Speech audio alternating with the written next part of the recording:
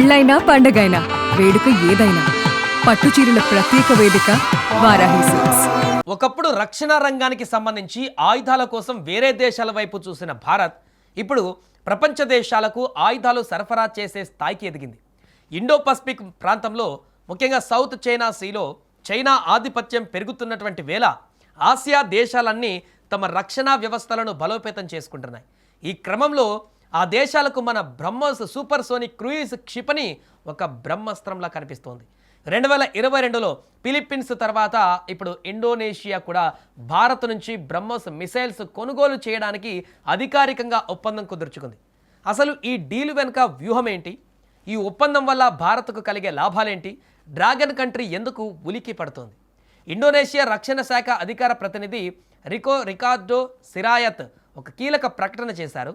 తమ సైనిక సముద్ర రక్షణను ఆధునీకరించుకోవడంలో భాగంగా భారత్ నుంచి బ్రహ్మోస్ క్షిపణులను కొనుగోలు చేస్తున్నట్లుగా అధికారికంగా ప్రకటించారు. ఇది సుమారు 200 నుంచి 350 మిలియన్ డాలర్ల అంటే 3200 కోట్ల భారీ డీల్.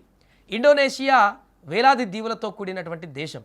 వారి తీర ప్రాంతాలని రక్షించుకోవడానికి, ముఖ్యంగా సముద్ర జలాలలో చైనా ఆగడాలను అడ్డుకోవడానికి వారికి ఒక పవర్ఫుల్ వెపన్ కావాలి. అందుకే తీర ప్రాంతం నుంచి ప్రయోగించేటువంటి బ్రహ్మోస్ బ్యాటరీలను వారు తీసుకుంటున్నారు. భారత్కు ఇది రెండో అతిపెద్ద అంతర్జాతీయ ఎగుమతి కావడం కూడా విశేషం.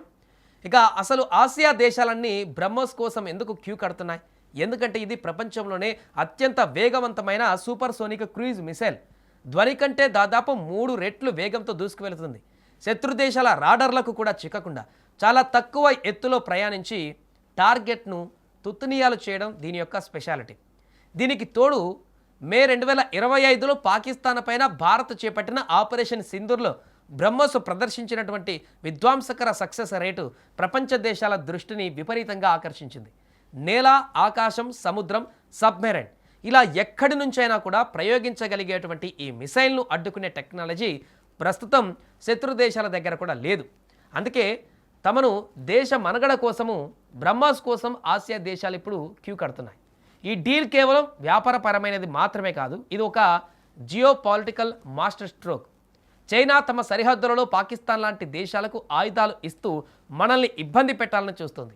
ఇప్పుడు భారత్ దానికి కౌంటర్గా సౌత్ చైనా సీ చుట్టూ ఉన్న ఫిలిప్పీన్స్, ఇండోనేషియా లాంటి దేశాలకు బ్రహ్మోస్ అమ్ముతూ చైనాకు చెక్ పెడుతుంది. అలాగే ఆర్థికంగా చూసుకుంటే ఈ డీల్స్ వల్ల మేక్ ఇన్ ఇండియా రక్షణ రంగానికి భారీగా నిధులు కూడా వస్తాయి. స్వదేశంలో బ్రహ్మోస్ తయారీ యూనిట్లలో వేలాది మందికి ఉపాధి అవకాశాలు పెరుగుతాయి. వీటన్నిటికంటే ముఖ్యంగా ఒక బలీయమైనటువంటి రక్షణ ఎగుమతిదారుడిగా ప్రపంచ పటంలో భారత రేంజ్ ఇప్పుడు అమాంతం పెరిగిపోతుంది. ఒక్క ముక్కలో చెప్పాలంటే బ్రహ్మోస్ ఇప్పుడు కేవలం భారత్ ఆయుధం మాత్రమే కాదు, ఇండో పసిఫిక్ ప్రాంతంలో శాంతిని కాపాడేటువంటి ఒక రక్షణ కవచం. శత్రువుల గుండెలలో రైళ్లు పరిగెత్తించే ఈ బ్రహ్మోస్ డీల్స్ రాబోయే రోజులలో ఇంకెన్ని దేశాలతో జరుగుతాయో చూడాలి.